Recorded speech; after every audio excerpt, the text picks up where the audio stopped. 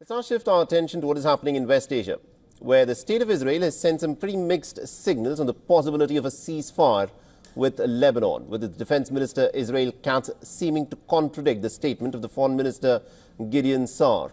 The Saar, who replaced Katz at the foreign ministry this week, told the journalists that there had been some progress that was made towards a ceasefire in Lebanon, as the country is now working with the United States on this issue.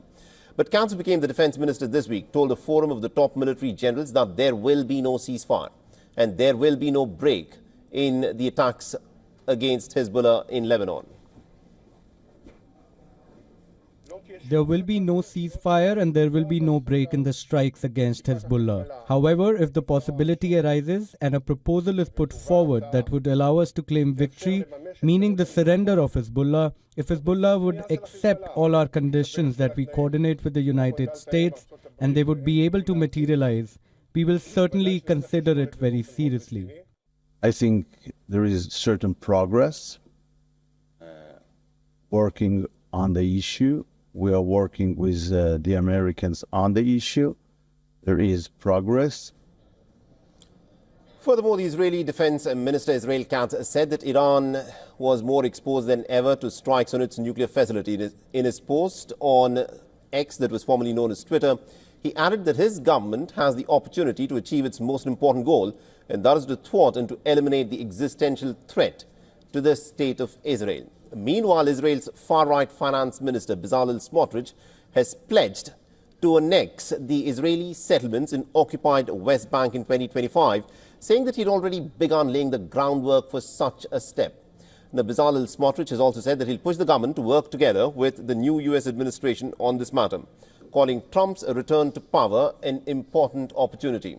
Now, the Israeli Prime Minister Netanyahu has already spoken to Trump thrice in the past few days. Meanwhile, the Israeli President Isaac Herzog is to meet with his American counterpart Joe Biden later in the day.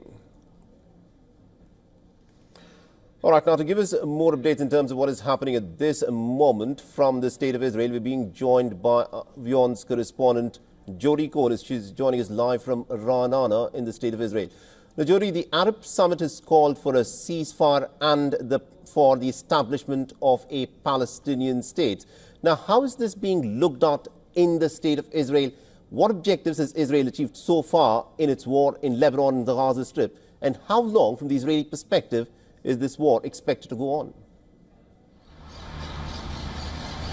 Hi, Mohammed. So there's a lot of information there. OK, so the Arab summit has called for a ceasefire and a Palestinian state. We know that President Abbas's spokesperson Nabil Abu Rudaina has said that 2025 will be the year of Palestinian statehood. But Israel's new foreign minister Gideon Saar has suggested that the Palestinian state is not a realistic goal after Hamas's 7th of October massacre. Now, we also know that Strategic Affairs Minister Ron Dermer is in the United States for meetings. He met with President Trump to talk about the Gaza-Lebanon war and Iran during the transition period. He also met with Jared Kushner, who we know works with Saudi Arabia, and this comes amid reports that potentially Saudi Arabia could play a role in post-war Gaza. Now, Dermer also met with senior Biden aides, including Secretary of State Blinken, where they discussed ceasefire efforts with Lebanon.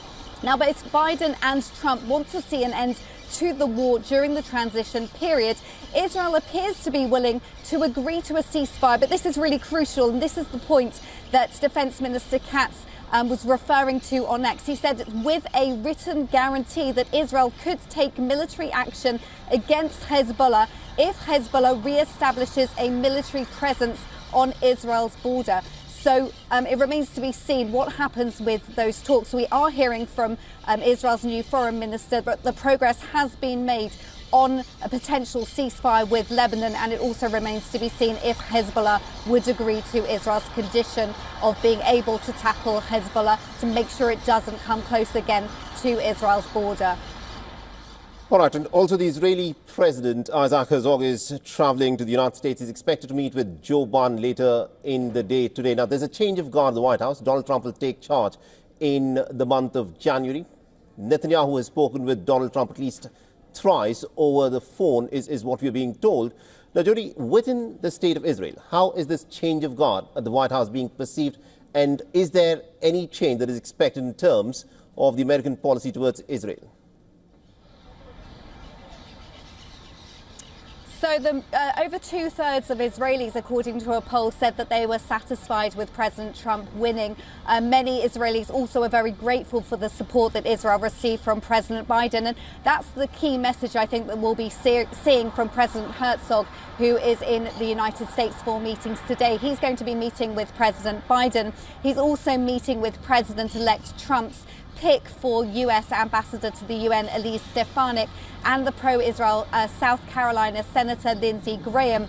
Now, President Herzog spoke at a Jewish conference in Washington yesterday. He thanked Biden, who he called a dear friend, for his support for Israel. He also called Trump a champion of peace and said that he spoke with Trump after the election and that they discussed the urgent need for the hostages to be freed. And as you said, Prime Minister Netanyahu has spoken with President Biden. I believe it's 3 times now in the few days after the election. And Netanyahu said that he and President Trump they see eye to eye on the Iranian threat. Right. All right, Jody, we'll have to leave it there. Thank you very much indeed for joining us and getting us all those updates. Donald Trump, all through his campaigning, had said that he'd want to see peace in West Asia. It'll be very interesting to see whether Trump can, of course, deliver on his promise of bringing about peace, both in the war in the West Asia and also in the Russia-Ukraine war. With that, it's also a wrap on this edition of our newscast. Stay tuned to WION.